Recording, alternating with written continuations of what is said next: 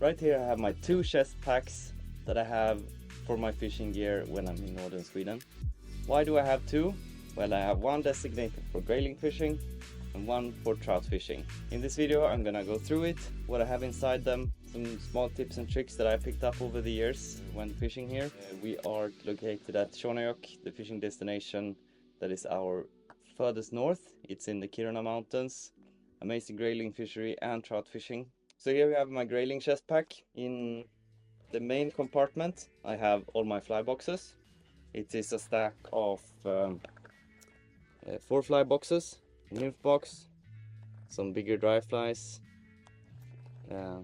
smaller dry flies, and another with smaller dry flies. It's kind of a mix in these two, but caddis patterns in general, mayfly patterns, and nymphs.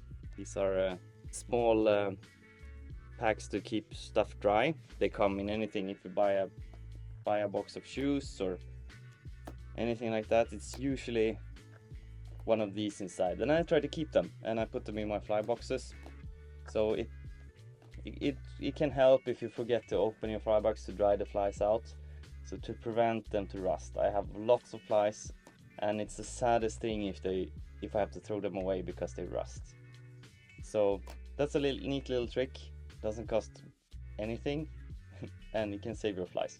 Because I fish with barbless flies, I have the system that if I perhaps choose a fly that I will fish with, I can put away my fly box. I just put the fly here in the corner of the chest pack, and I unhook the fly I have used, and I snap it in there. So here I can leave them to dry. When they're barbless, they're easy to take out. So yeah, I just punch through straight on the chest pack in this corner here, so they're not in the way for any zipper or so. So there I can literally let them to dry the whole day, just having them there. The next compartment is where I have all the accessories. I have 4 spools of tippet. There's some nylon, there's some fluorocarbon. I have 3, 4 and 5X. And 4X is the stuff I use the most, and that I also have in nylon. The big difference with the nylon versus fluorocarbon, well, nylon, it tends to be more float on the surface. Therefore, it is great if you do lake fishing, for example. If you put out a leader that sits on a lake or very slow moving stream, you don't want fluorocarbon for dry fly fishing because it will sink a lot. Otherwise, my normal setup is actually with fluorocarbon tippet, and then behind that I have a nylon leader, tapered leader. That's what I have right now, at least. I'm always changing and experimenting what I like the most.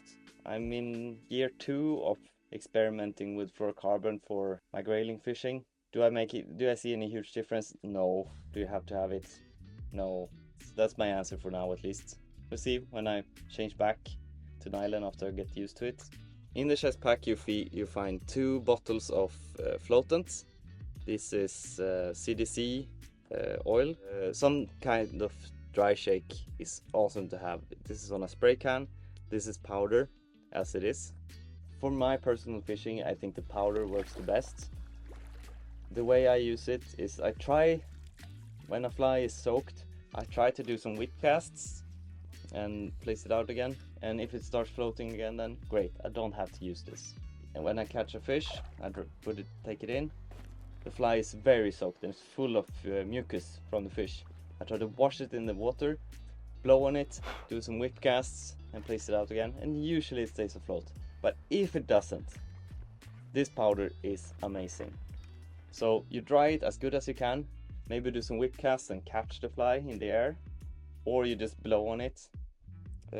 I have Amadou here as well. We'll come to that later, but it's good to squeeze out some of the water.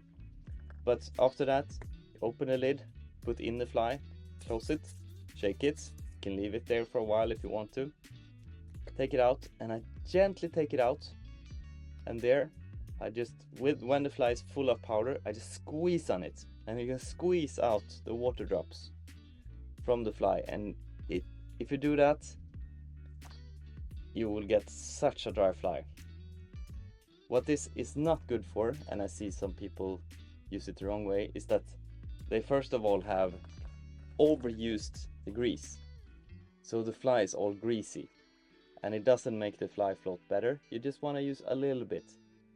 But if you overuse this, you can't really use this either, because the fly is all greasy and you can't get the water out. So be careful with the floatant.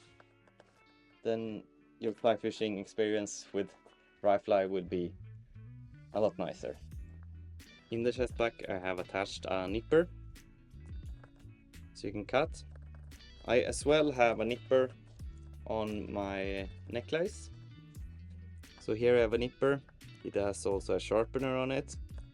And here I have an Amadou patch. It is great for a quick dry of the fly.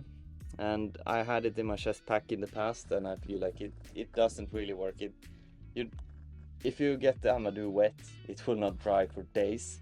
But when I had it around my necklace, I can have it inside my jacket if it's raining. And that way I've kept it dry the whole season. Even though I fall into the water, it's usually dry inside my jacket. So that's the perfect place for me. So I use the necklaces a lot. If you see me during sea trout fishing or salmon fishing or so, it's usually my keys I have here. But for grayling fishing, it is Amadou patch and a nipper. In this bag I have a thermometer. I have it in a piece of nylon, so I can just hang it in my belt or so. I can leave it in the water for several minutes before I check, so I can get a accurate water temperature. Does a thermometer help me in my everyday fishing? Not really. It's not like I go out and like, okay, let's check the temperature and okay, now that tells me what I will fish with. But I just find it interesting to, if some certain scenario happens that it's a crazy hatch of something, I like to check the temperature and put that to my memory, why and when a certain event happened. I also have a measuring tape here. The measuring tape I have in a little clip, looks like this. It's not included on the measuring tape, but it's a brilliant tool, I think. And usually when I move over to my trout stuff, I put this over, as well as my plier that I will come to. These I have the same for both packs, but otherwise I have separate tools for each. When it comes to unhooking the fish, I have here the Mark Petition release tool. I get lots of questions about this. So I carry two tools for unhooking. It is the Vision plier and the Mark Petition release tool. And this release tool I think is incredible. So for dry fly fishing, nymph fishing, this is pretty much all I use. So I don't have any super small plier or so. I have this strong, little bit thicker plier, and it's also great to debarb flies with because it has the flat front here. So this I actually barely use, so I don't care that it's a little bit bulky. I unhook my fish with this tool. So the way I have my tools in place is that on the side here I slide in my plier like this, right there. That one I have in a pin on reel, so I can extend it out and let it go, and it goes in there.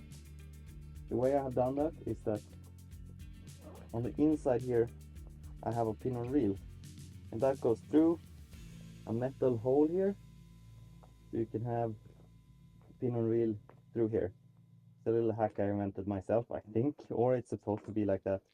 But yeah, hidden underneath here on the Vision chest packs, it is a little hole so you can pull through a pin on reel. The pocket on the outside here, I just have the stripping guards. Nice to have with you. Back here is actually fairly empty. I always carry a backpack, but if you carry just a few stuff, then you can fit lots of things here in the back. Actually, you can squeeze in a jacket or whatever, and you have this big compartment. I have some spare leaders in there, and the rest I have in my backpack. What I don't have here is any kind of indicators. That I maybe add if I do a lot of nymph fishing, but this year I've done mostly dry fly fishing. Sean Eric has some of the best dry fly fishing you can ever find, so I don't feel I need to do any nymph fishing this year. It's been crazy. Going over to my trout chest pack. This is actually a handmade chest pack by my friend Elias. He has been making this chest pack in Ammanas by using recycled waders, so waders that I wore out. So I gave him my old waders. He made this amazing piece of chest pack out of it. I think it's super cool. So this I use for my trout fishing. So on the outside here you have some tippet spools. So I can ease this up and have it hanging freely like this. I have 0.33 and 0.39 at the moment, but I can just stack more if I feel like. There is also Monomaster here. The lid of the Monomaster, when you empty it, you take off the bottom part, and that can fall off, especially when it's getting quite full. So it's a great, I would recommend you to tape the bottom lid, otherwise it can fall off. But what is a Monomaster? Well, it is for access tippet. So if you want to change tippet, you should not throw it in the nature, in the water. Instead, just spin it in with this.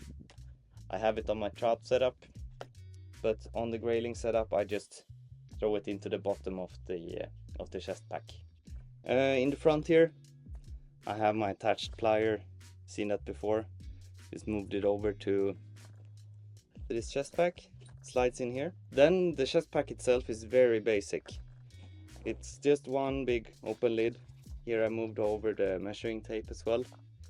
I can measure any fish and just take them off. And these tools I have a little bit everywhere.